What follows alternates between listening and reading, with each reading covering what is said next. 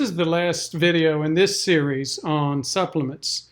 This topic generally is on anti-inflammatory supplements.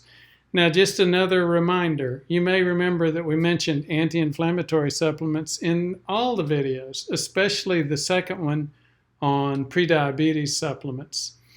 We'll get into details, and we have in the introduction.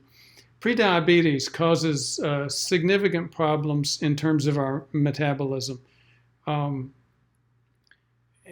aging does as well. Now, how much of it's normal aging, how much of it's prediabetes, that remains to be seen.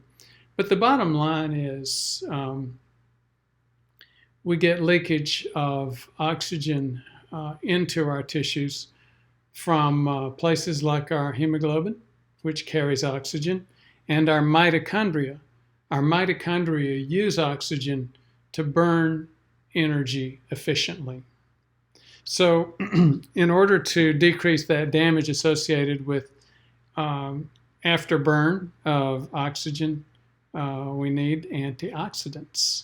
So there's several that we already covered: niacin, fiber or psyllium, bergamot, curcumin, and garlic. Now, you could argue with me that fiber or psyllium is not an anti-inflammatory.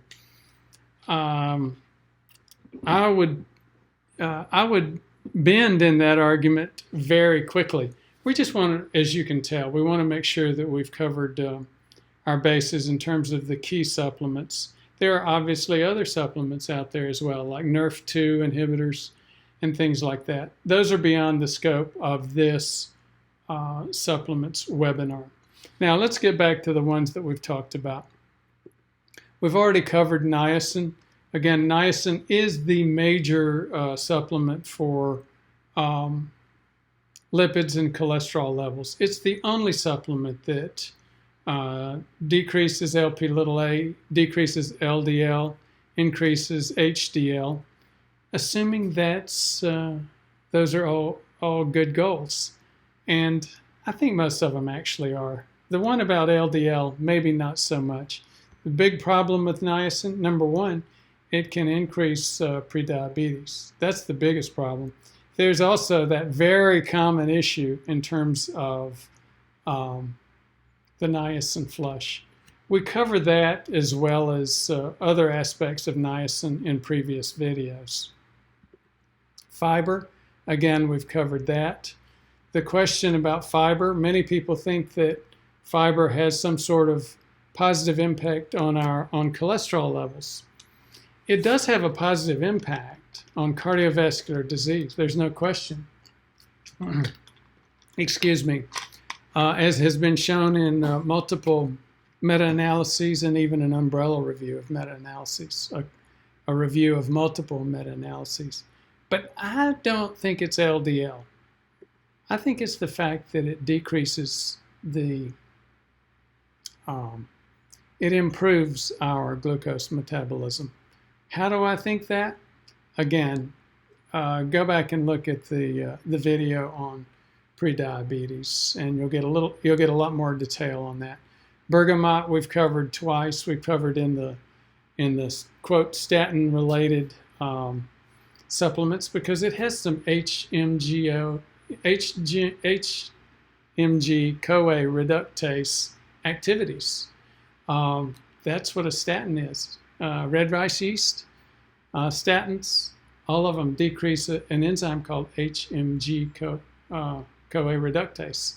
That's what makes statins, LDL, or statin, that's what makes cholesterol in the first place. Bergamot is an oil, a natural oil that does that as well. So we've covered that. It's also an anti-inflammatory. So we've covered that in our other videos multiple times, multiple ways. Now let's get to the one that we have not covered yet, garlic.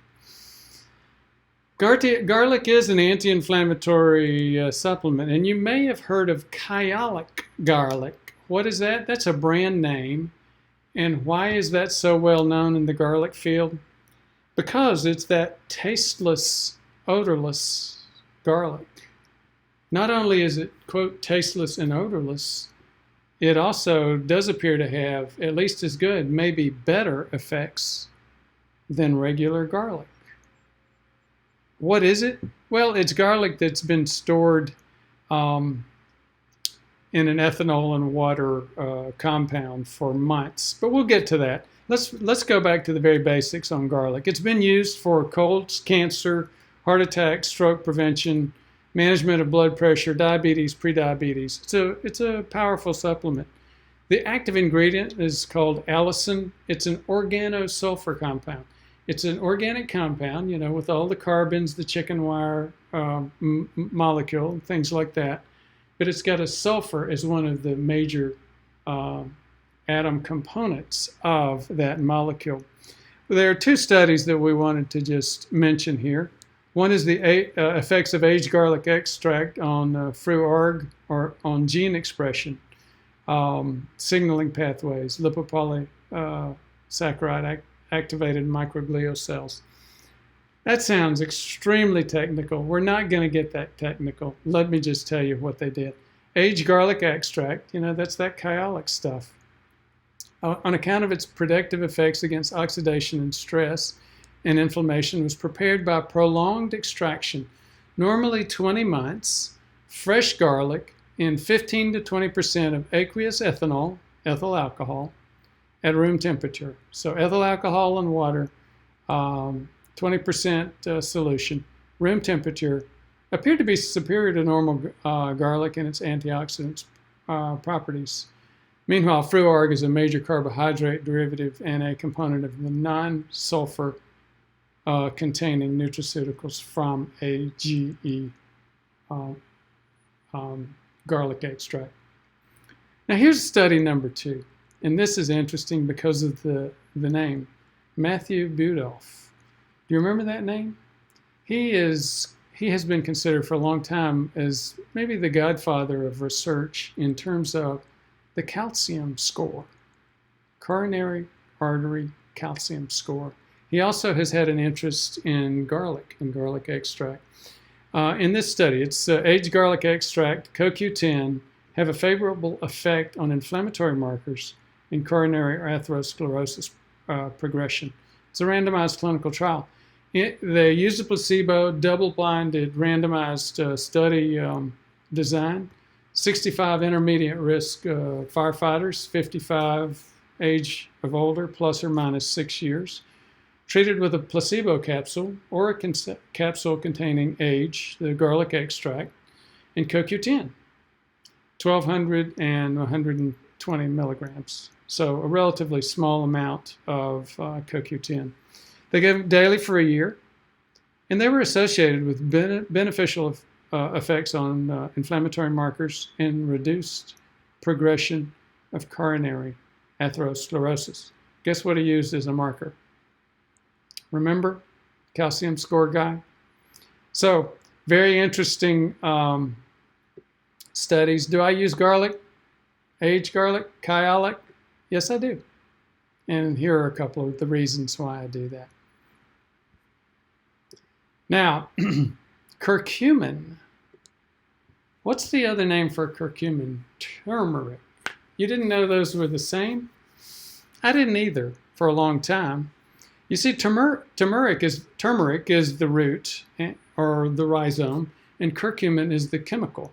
Curcumin is a polyphenol. It's used as an antioxidant and anti-inflammatory. It's also used for arthritis, anxiety, hyperlipidemia. It may be related to its antioxidant activity. The rhizome, remember that's a root, is of the perennial plant Curcuma longa. It's used for eyes, joints, cardiovascular system, kidneys, etc. Other uses for curcumin or turmeric have, well, plenty of uses. In India, curries. You know, curries are made all over the world now. That yellow flavor, that yellow orange color of a lot of curries, those have a lot of curcumin or turmeric in them. Japan, they use it in tea. Thailand, pardon the spelling there. Thailand use it in cosmetics. It's a colorant. in China, used to impart that yellowish orange color. Other uses are in mustard, antiseptics, and preservatives of foods.